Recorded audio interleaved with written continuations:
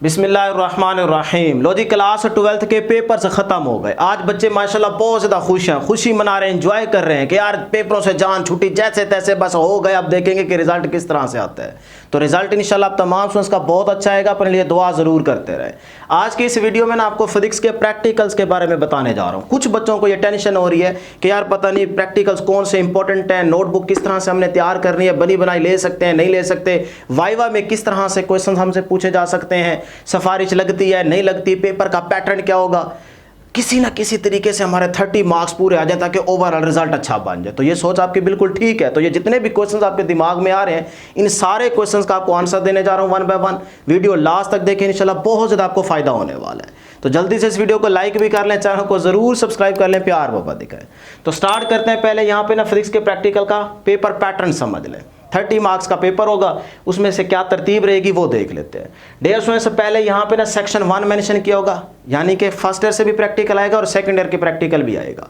ठीक है, तो यहाँ पे सेक्शन 1 मेंशन किया होगा, इसमें 3 प्रैक्टिकल्स मेंशन किए गए होंगे। आपने जो आपको आसान लगते हैं 2 आपने सर्कल कर लेने, मार्क कर लेने।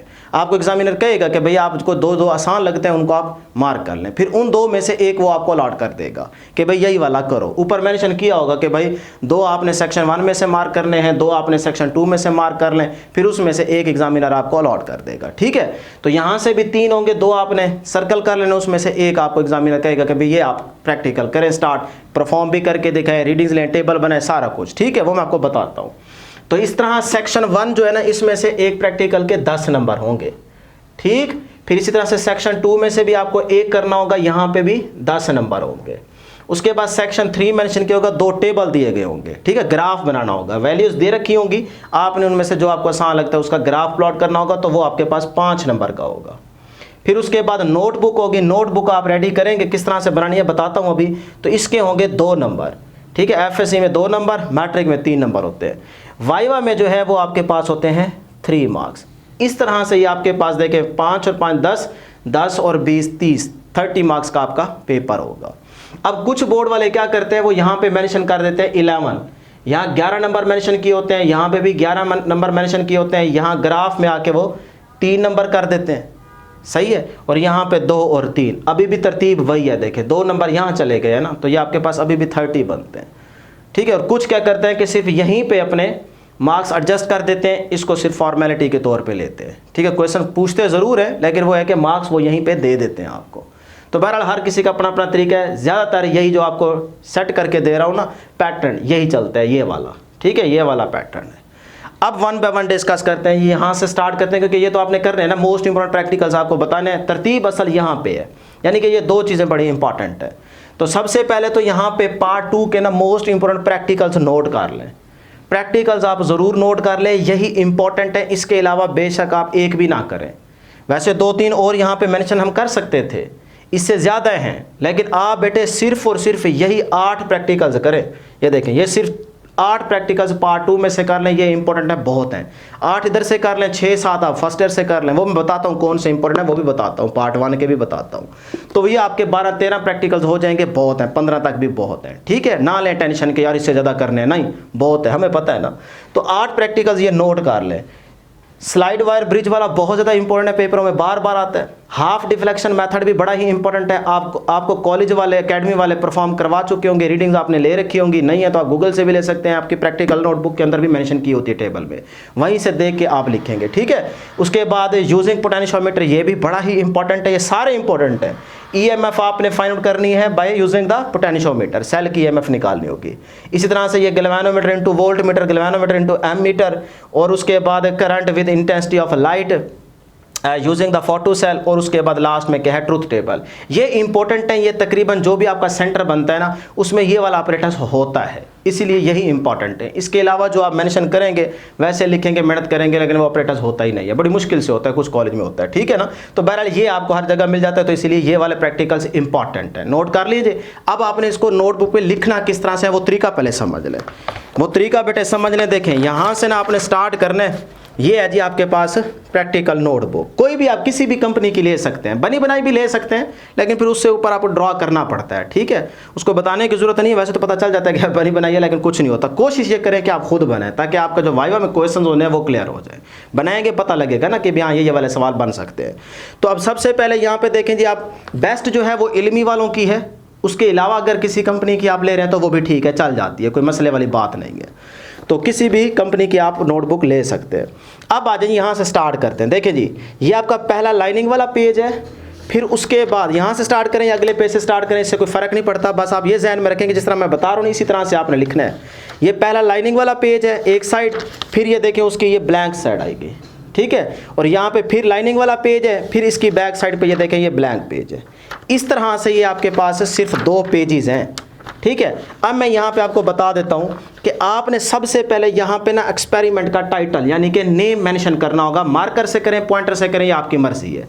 यहाँ पे जो लाइनिंग वाला पेज है ना, इसके ऊपर सिर्फ पेंसिल, मार्कर, पेन ये आपने यूज़ करना है। लेड पेंसिल का इस्तेमाल नहीं करना लाइनिंग वाले पेज पे। तो यहाँ पे आपने एक्सपेरिमेंट का टाइटल मेंशन करना है, फिर उसके बाद ऑपरेटर्स की हेडिंग देनी है मार्कर से, और उसके बाद इंक वाले पेन के साथ वो ऑपरेटर्स मेंशन कर देना है जो कि आपके इस प्रैक्टिकल के अंदर लिखा हुआ है। यानी कि प्रैक्टिकल पीछे से देख के आगे लिखना है, ठीक है। कोई भी प्रैक्टिकल है जैसे स्लाइड वायर ब्रिज है, तो इसमें देखें वो मौजूद है, उसका जो भी ऑपरेटर्स मेंशन किया हुआ है वो यहाँ पे लिख दें। फिर उसके बाद आप हेडिंग देंगे प्रोसीजर की हेडिंग देंगे, वो भी इसके अंदर मौजूद है, प्रैक्टिकल का प्रोसीजर लिखा हुआ है। वो जो कुछ लिखा हुआ है वो यहाँ पे आप लिखना स्टार्ट कर दें पॉइंट्स बना के। वो प्रोसीजर आपका जाके एंड होगा बेटे, एक साइड ये वाली है ना लाइनिंग पेज वाली, और एक ये वाली साइड है, यहाँ तक आपका प्रोसीजर एंड हो जाना चाहिए। इससे अगर बचता है तो फिर आगे ना जाएं, बस यहाँ तक इसको एंड कर दें। लाइनिंग वाले पेज पे आपका ऑपरेटर्स और प्रोसीजर हो जाएगा, बस प्रिकॉशन लिखने की ज़रूरत नहीं है, ना ही लिखते होते हैं। यहाँ तक प्रोसीजर हो गया एंड। अब आ जाएं इस पहले लाइनिंग वाली पेज की बैक साइड पे, ये है ब्लैंक पेज। इसके ऊपर ब्लैंक पेज के ऊपर आपने कोई पेन, मार्कर, पॉइंटर का इस्तेमाल नहीं करना, सिर्फ लेड पेंसिल का इस्तेमाल करना है। कच्ची पेंसिल से लिखना है जो भी लिखना है। तो पहला जो ब्लैंक पेज होगा ना, पहला इधर आपने टाइटल मेंशन ज़रूर कर देना है एक्सपेरिमेंट का, बेशक नाम मेंशन कर दें लेकिन कच्ची पेंसिल के साथ।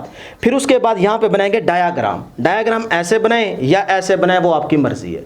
यहाँ पे बन जाएगी डायाग्राम, बस इसके अलावा कुछ नहीं करना इस पहले वाले ब्लैंक पेज पे। अब आ जाएं यहाँ पे प्रोसीजर एंड हो चुका है ना। अब इसका अगला जो ब्लैंक पेज होगा ये वाला, यहाँ आप ऑब्जर्वेशन एंड कैलकुलेशन यानी कि टेबल बनेगा, रीडिंग सारी यहाँ पे आएगी। अपना टेबल बनाने के बाद आप ऑब्जर्वेशन एंड कैलकुलेशन यहाँ पे स्टार्ट करेंगे, एंड पे रिजल्ट आ जाएगा। यहाँ पे भी कच्ची पेंसिल से आपने टेबल बनाना है, ऑब्जर्वेशन एंड कैलकुलेशन, रीडिंग सारा कुछ ब्लैंक पेज के ऊपर कच्ची पेंसिल के साथ लिखना है। क्लियर है? तो प्रैक्टिकल ख़त्म हो गया। तो इस तरह से सिर्फ इन 2 पेजेस पे, यानी कि ये देखें 2 साइड्स लाइनिंग वाली और 2 ब्लैंक, एक प्रैक्टिकल हो जाता है। बस यही आपने करना है कि 2 पेजेस पे आपका एक प्रैक्टिकल हो जाना चाहिए। फिर से सुन रिपीट कर देता हूँ। यहाँ पे एक्सपेरिमेंट का नेम, ऑपरेटर्स, प्रोसीजर पेन के साथ लिखें, इंक वाला पेन यूज़ करें। उसके बाद उसकी बैक साइड जो ब्लैंक पेज की पहली आ रही है, इस पे आपने कच्ची पेंसिल का इस्तेमाल करना है, सिर्फ डायग्राम बनानी है। उसके बाद इधर प्रोसीजर एंड हो जाएगा और यहाँ सिर्फ एक साइड बच जाएगी ब्लैंक, इस पे आपने टेबल बनाना है। टेबल के बाद ऑब्जर्वेशन एंड कैलकुलेशन, वो रिजल्ट यहाँ पे निकाल के रख दीजिएगा। बस ये आपका एक प्रैक्टिकल ख़त्म हो गया। ये है प्रैक्टिकल को नोटबुक के ऊपर लिखने का तरीका जो मैंने आपको बता दिया। और अगर ग्राफ है किसी प्रैक्टिकल में तो वो ग्राफ एंड पे दिया हुआ है, पीछे देख के बना लें, बने हुए हैं वो ग्राफ आप यहाँ पे बेटे बना लीजिएगा। ये देखें ये ग्राफ दिए हुए हैं, यहाँ से ये पेपर निकाल के ग्राफ इस पे प्लॉट करके पहले स्केल सेट करनी होती है, उसके बाद ग्राफ प्लॉट करके वो आपने आके यहाँ पे जो भी आपका प्रैक्टिकल है उसके साथ यहाँ पे ये अटैच कर दीजिएगा। बस इस तरह से आपका ये प्रैक्टिकल पूरा हो जाएगा। क्लियर है? तो मोस्ट इंपॉर्टेंट प्रैक्टिकल्स भी बता दिए पार्ट 2 के, नोटबुक किस तरह से बनानी है वो भी आपको पता चल गया है। और सिग्नेचर जो है वो आप अपने कॉलेज में जाके किसी भी फिजिक्स वाले टीचर से करवा लें, प्रिंसिपल से करवा लें। अगर कोई ज़्यादा नखरे करे तो फिर आप खुद भी कर सकते हैं, ठीक है। तो इस तरह से ये आपकी फिजिक्स की प्रैक्टिकल नोटबुक तो हो जाएगी तैयार। अब आ जाए उसके बाद वाइवा, पार्ट 1 के भी बताता हूँ। वाइवा में आपसे किस तरह के क्वेश्चन पूछे जा सकते हैं। अगर आप ये प्रैक्टिकल की नोटबुक खुद तैयार करेंगे ना तो यकीन करें जो मर्जी वो क्वेश्चन कर ले आपको उसका आंसर आता होगा, क्योंकि इसमें हर प्रैक्टिकल के छोटे छोटे क्वेश्चन दिए गए हैं, वो ज़रूर देख लीजिएगा, वहाँ से वो आपसे पूछ सकते हैं। लेकिन ज़्यादातर जो होता है ना, जो आप परफॉर्म कर रहे होते हैं लैब के अंदर, बार बार आके अपने टीचर को दिखा रहे होते हैं, सर जी ये देखें आपने मुझे कहा था ना कि ये रीडिंग लेके आए, ये देखें मैं लेके आया हूँ। वो नोट करते रहते हैं, आपके रोल नंबर के सामने वो वहाँ पे निशानी लगा लेते हैं कि भाई ये बच्चा परफॉर्म करके दिखा रहा है, इसको प्रैक्टिकल आता है, उसको वो पूरे नंबर देते हैं। बेशक उसकी सिफारिश है या नहीं है, उसके नंबर पूरे लगते हैं। तो इसीलिए आप खुद बनाएंगे तो आपको प्रैक्टिकल का पता होगा। ठीक है, ये मेरी बात नोट कर ले। तो वहीं पे आपका वाइवा हो जाता है कि आप किस तरह से आ रहे हैं, रीडिंग दिखा रहे हैं, नहीं दिखा रहे, परफॉर्म कर रहे हैं, नहीं कर रहे, चीटिंग कर रहे हैं, क्या है, वो थोड़ा बहुत वहाँ पे आइडिया हो जाता है उनको। तो वो आपका समझे वाइवा हो गया है। लेकिन जो बिल्कुल नहीं कर रहे होते हैं, एंड पे फिर उनसे क्वेश्चन पूछे जाते हैं और कभी कभार नहीं भी पूछे जाते हैं। वाइवा को आप ईजी ले, ये टेंशन नहीं लेनी, बहुत ही आसान काम होता है, ईजी माहौल होता है वहाँ पे। कुछ तो माशाल्लाह आपसे गपशप करेंगे। अगर कोई सख्त एग्जामिनर ना आया तो वो आपसे गपशप करेगा, यार कितने मार्क्स हैं, आगे क्या करोगे, क्या करना है आपने, किस तरह से आपने पढ़ाई की, क्या है क्या नहीं, वो आपका थोड़ा बहुत इंट्रोडक्शन करके आपको भेज देगा। वाइवा में ये भी होता है। ठीक है, ज़रूरी नहीं होता कि आपसे क्वेश्चन पूछे जाए। तो इस तरह से आपका वाइवा हो जाएगा। जिनकी सिफारिश है, अच्छी बात है, सिफारिश बिल्कुल लगती है। ठीक है, सिफारिश नहीं है तब आपको प्रैक्टिकल ज़रूर, अगर आप परफॉर्म करके दिखा रहे हैं तब भी आपको नंबर पूरे मिलेंगे। ठीक है, और कुछ ऐसे भी होते हैं कि अगर सिफारिश कराएं तो वो कहते हैं चलो फिर इसको तो मैं लगा के देता हूँ। ठीक है, तो वो अपने अपने नसीब की बात है। बहरहाल डरे नहीं, बिल्कुल इजी माहौल होता है, टेंशन नहीं लेनी। जो कुछ मैं आपको बता रहा हूँ इसी तरीके से आप करके जाएं, आपके इंशाल्लाह 30/30 लगेंगे। अब जो आपको प्रैक्टिकल लिखने का तरीका बताया ना, तो जो क्वेश्चन पेपर आपको मिलेगा, ये जो आपने प्रैक्टिकल करने हैं, परफॉर्म भी करने हैं, रीडिंग लेनी है, फिर अपने आंसर शीट पे आपने लिखनी है, वही रीडिंग टेबल बनाना है। सेम उसी तरह आपने आंसर शीट पे भी लिखना होगा, यानी कि अपरेटस भी मेंशन करना होगा, प्रोसीजर थोड़ा बहुत आपको आता हो, बनू के लिख दीजिएगा 5-6 पॉइंट्स। और उसके बाद टेबल आपको रट्टा लगा के जाना है कि भाई इस प्रैक्टिकल का ये टेबल है, वो टेबल आप बनाएंगे और उसके बाद वो रीडिंग जो परफॉर्म करके लिख रहे हैं वो लिख दीजिएगा, उसके बाद रिजल्ट आ जाएगा। तो पेपर में भी यही काम करना है जो आपने यहाँ पर करना है। इस तरह से आपका वो पेपर हो जाएगा। बस उसके बाद आपने घर आ जाना है। लो जी, ये सारी टेंशन खत्म हो गई, हर एक चीज़ मैंने क्लियर कर दी। अब आ जाए पार्ट 1 के जो एक्सपेरिमेंट है, इंपॉर्टेंट प्रैक्टिकल्स हैं, पार्ट 1 के भी लिखने हैं। पहले पार्ट 2 के लिख दीजिएगा, फिर पार्ट 1 के, या पहले पार्ट 1 के कर दें नोटबुक के ऊपर, फिर पार्ट 2 के स्टार्ट कर दें, इससे कोई फ़र्क नहीं पड़ता, आगे पीछे तरतीब हो सकती है। अब आ जाए जी, ये ज़रा नोट कर ले पार्ट 1 के मोस्ट इंपॉर्टेंट प्रैक्टिकल्स बेटे। इसमें सबसे पहले है जी, to determine the volume of the cylinder by using the vernier caliper. Cylinder का वॉल्यूम आपने फाइंड आउट करना होगा वर्नियर कैलिपर को यूज़ करते हुए। आसान है, मैट्रिक में भी किया था। उसके बाद है जी, क्रॉस सेक्शन एरिया आपने वायर का निकालना है और वॉल्यूम भी निकालना है स्क्रू गेज का इस्तेमाल करते हुए। ये भी आपने मैट्रिक में किया था, बहुत ही आसान है। उसके बाद आप एक तीसरा मेंशन कर लें जी, to determine the value of g by free fall method by using the electronic timer. ठीक है, ये भी इंपॉर्टेंट है। 3 प्रैक्टिकल हो गए।